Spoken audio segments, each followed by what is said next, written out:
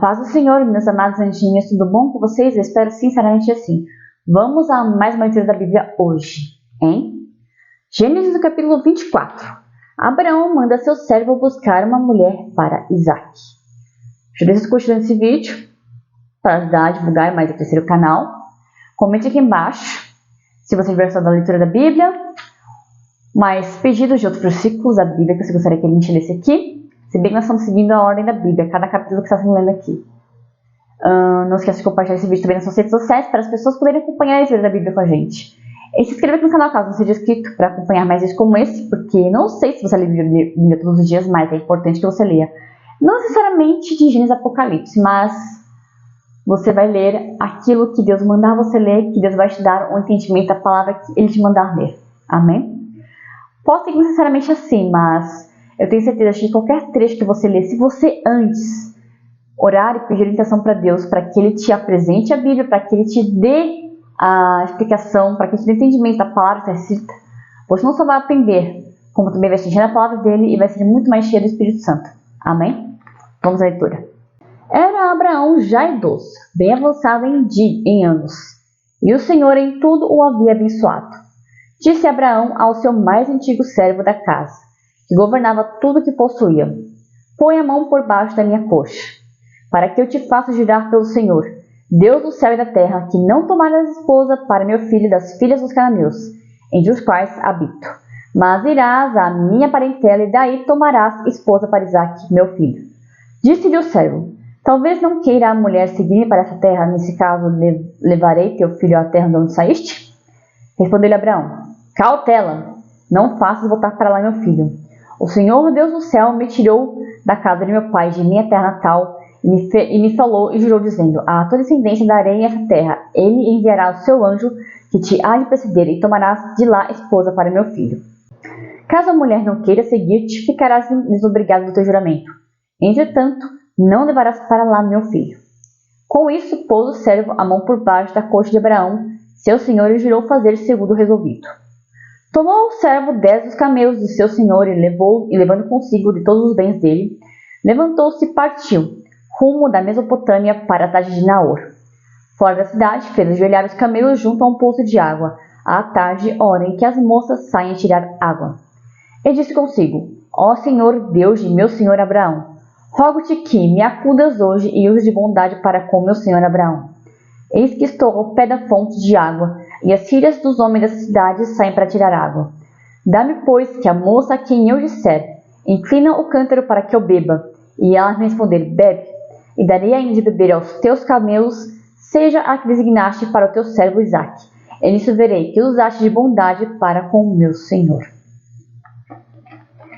Temos uma coisa importante aqui, que inclusive é trazida para os dias de hoje. Não todos eu vou dizer, mas uma boa parte, não sei se a maioria, mas uma boa parte pelo menos, das pessoas que estão hoje na igreja, elas de certa forma seguem esse versículo aqui. Por que eu vou explicar? Inclusive na Bíblia sobre julgo desigual. Por quê? Os cananeus não adoravam o mesmo Deus que Abraão adorava. Naquela época havia muitos povos que inventavam e adoravam diversos deuses. Abraão adorava o único Deus verdadeiro neste mundo. E os cananeus e tantos outros povos adoravam deuses falsos. O Abraão vivia no meio de pessoas que adoravam deuses falsos. Ele, porém, não seguia os exemplos, os ensinamentos, as coisas que essas pessoas faziam. Então, enquanto que essas pessoas adoravam deuses falsos, Abraão adorava o Deus verdadeiro.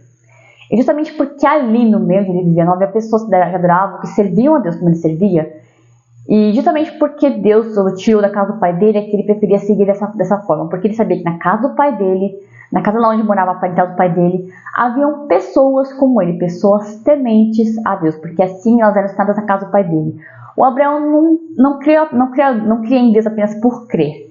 Ele criou porque assim ele foi ensinado. Tanto é que os parentes do pai dele, que viviam lá naquela área onde ele tinha saído, aprenderam a conhecer a Deus e a amar a Deus, assim como o próprio Abraão. Talvez não na mesma intensidade, mas ele já havia aprendido isso. Tanto é que o Abraão fez questão de que para o Isaque viesse da parentela do Isaque uma esposa, viesse da parentela de Abraão uma esposa para o Isaque. Ou seja, uma pessoa da mesma crença, porque na família do Abraão tinha pessoas com a mesma crença dele, ou seja, acreditar em Deus. enquanto que ali no meio onde ele vivia não existia. E por esse motivo, o Abraão quis que ali fosse o servo dele para que buscasse uma possível esposa para o Isaac, no caso foi a Rebeca. Isso inclusive é até os dias de hoje, porque muitas pessoas que estão na igreja, nem todas é claro, mas pelo menos pessoas que servem na igreja como obreiros, bispos, pastores, o que quer que seja, elas têm preferência por se casar, homens têm preferência por se casar com mulheres que também sejam na igreja, que estejam na mesma fé, que queiram servir ao Senhor. E mulheres também querem se casar com homens que também sejam na fé, na mesma igreja de preferência, servindo ao Senhor. Ou seja, eles tinham costume, talvez não necessariamente através desse versículo, mas esse é um costume que a gente aprende ao longo dos anos, que até uma coisa que a Bíblia ensina sobre julgo desigual, que é melhor que a gente esteja com alguém que seja da mesma fé, não necessariamente da mesma igreja, mas é bom que nós estejamos com alguém que seja da mesma fé que a nossa, ou seja, alguém que acredita e que busca a Deus. Em relação a isso de colocar a mão embaixo, eu não sei explicar exatamente porque eu não sou estudiosa desses tempos assim. Mas uma vez eu vi uma explicação de um pastor, teólogo e arqueologista chamado Rodrigo Silva, vou depois o canal dele aqui na descrição, onde ele explicou num podcast que ele foi, que essa parte de colocar a mão embaixo da coxa era um juramento que eles tinham na época era uma espécie de juramento com força, assim, que eles tinham de jura-me, faça isso ou faça aquilo. Não um juramento como para Deus e para o homem, mas entre os homens.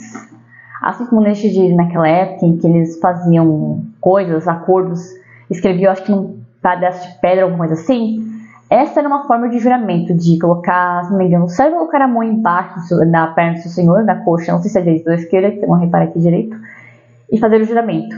E essa era uma forma de o servo prometer com todo o coração dele que não importa o que acontecesse, ele ia fazer de tudo para cumprir aquela vontade do Senhor dele. Do contrário, ele estaria desobrigado do juramento. No caso, foi o que o servo de Abraão fez. Colocou a mão por baixo da coxa dele e jurou que ele ia trazer especificamente uma esposa que Deus designasse. Do contrário, é claro que Deus também não iria obrigar a moça. Ele escolheria a moça, mas não iria obrigar a moça. Isso seria uma escolha da moça. No caso, foi uma escolha da Rebeca. Então, se essa moça não se sentisse obrigada e quisesse, ela iria. Foi o que aconteceu. A Rebeca aceitou, foi ela que deu água para os camelos, ela aceitou e se tornou a esposa do Isaac. Mas enfim, isso era uma coisa da época, não é uma coisa que a gente usa hoje em dia. Mas em relação a isso do casamento, eu acredito que também tem a parte desse versículo e em relação àquilo que a Bíblia fala sobre o julgo desigual. Eu não me lembro qual versículo é, mas que a Bíblia aconselha que nós nos casemos com pessoas da mesma fé. Não necessariamente da mesma igreja que a gente. Por exemplo, eu faço parte de uma igreja, então se fosse me casar eu ia ter preferência por um homem que fosse da igreja que eu frequento. Talvez, quando eu for casar, o homem com quem eu me caso seja da igreja que eu frequento, mas também seja da mesma fé, ou seja, de acreditar em Deus. E não menos que isso. Ele tem que pelo menos acreditar em Deus na mesma intensidade que acredita. Ou seja, é isso que as pessoas que estão na igreja querem e esperam. Que aquela pessoa com que elas vão se casar acredite e queira servir a Deus na mesma intensidade com que ela serve. Talvez até mais, porque quanto mais fiel, quanto mais você amar a Deus, melhor você vai conseguir ser um bom marido e uma boa esposa para o seu cônjuge. Não estou falando nenhum nome aqui, ok? Não estou gerando dieta para ninguém, estou apenas dando um exemplo, uma explicação da Bíblia. Que necessariamente, não alguém que seja da sua igreja, mas pode ser de uma outra igreja, ou até mesmo pode ser um católico, por exemplo, um evangélico e católico. O importante é amar e acreditar em Deus na mesma intensidade, na mesma força. Porque se assim não for, o casamento não valerá a pena. Eu mesmo conheço pessoas ao meu redor que são da igreja, da minha igreja mesmo, de outras igrejas, mas que são casadas com pessoas que não são da igreja, que às vezes até respeitam o pastor, mas não são da mesma igreja, que às vezes bebem, que às vezes fumam, enfim. Eu não vou ficar falando sobre ser certo ou ser errado, sobre fumar, mas eu vejo ao meu redor pessoas que são casadas assim, pessoas que são da igreja, tanto homens como mulheres são casadas com pessoas que não são da igreja. Então, enquanto a pessoa está lá se esforçando, servindo, ela está lá fazendo isso sozinha, enquanto que a outra pessoa não está fazendo isso. É claro que necessariamente a pessoa que vai estar na igreja não vai estar, talvez, querendo servir na mesma intensidade. Talvez, enquanto uma pessoa vai querer orar, outra não vai querer orar, ou uma vai querer orar. Enquanto a pessoa vai querer estar na igreja, outra pessoa não vai querer estar. Isso é tudo normal acontecer, mas as duas pessoas elas têm que estar na mesma fé que vão buscar a Deus juntos, na mesma intensidade. Porque se assim não puder ser, então a vida não vai valer a pena. Ou os dois vão servir a Deus juntos, ou não vão servir. Amém? Então vamos orar agora, vamos agradecer a Deus pela palavra que Ele nos deu hoje. Amém? Senhor Pai Todo-Poderoso, graças te dou por essa palavra, pelo entendimento que o Senhor sempre me dá. Não apenas a mim, mas a vocês também, Senhor, pelo entendimento que o Senhor dá para essa pessoa que está me assistindo, que lê a Bíblia, mesmo aquela que não lê talvez tanto a Bíblia, talvez não esteja acompanhando conosco esses vídeos. Essa pessoa não tem obrigação de fazer isso, não é obrigada a estar acompanhando. Mas eu faço isso porque eu quero sim, Senhor, incentivar essas pessoas a meditarem na Tua Palavra, a orarem sempre junto e a estar sempre buscando a Tua presença, independente do que quer que seja, do que quer que venha acontecer. Porque é importante estar na Tua presença, de buscar, não por obrigação, porque o Senhor não gosta de nada obrigado, mas por prazer, o Senhor, por prazer em ouvir a Tua voz, falando aqui na Palavra, por prazer em estar na Sua presença, em estar diante do Senhor, meditando, se aprofundando na Palavra de Deus. E aprendendo cada vez mais, porque a Tua Palavra, como diz a Tua própria Palavra, ela é viva e eficaz. Ela se renova a cada dia.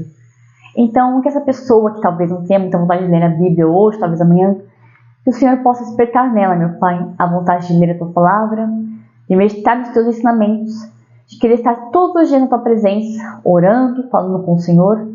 Não necessariamente aqui, de joelhos em casa. O Senhor escuta a oração aqui mesmo, na mente.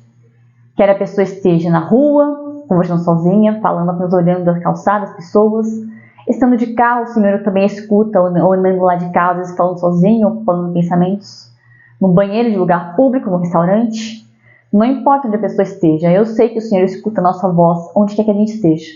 O próprio Jó estava no ventre de um peixe. Ele não tinha nem como ficar abrindo a boca, estava debaixo da água.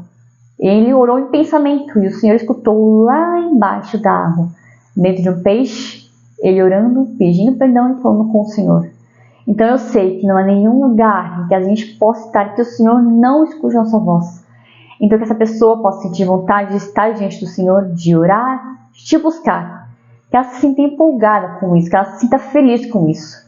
Porque a Tua presença, a Tua palavra não traz tristeza nenhum de nós, não.